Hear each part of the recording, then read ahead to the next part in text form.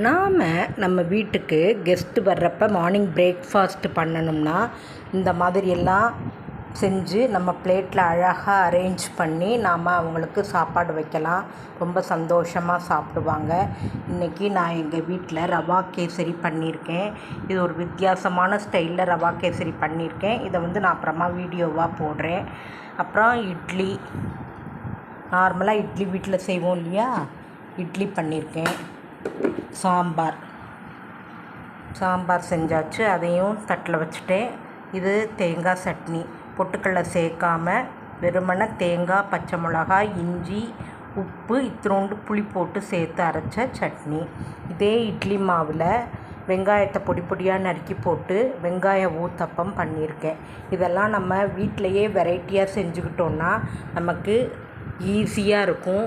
வர்றவங்களுக்கும் நல்லா பரிமாறினா அவங்களும் சந்தோஷப்பட்டு சாப்பிட்டு நம்மளை வாழ்த்திட்டு போவாங்க. நம்ம வீட்டினரும் நம்ம குழந்தைகளும் விரும்பி சாப்பிடுவாங்க.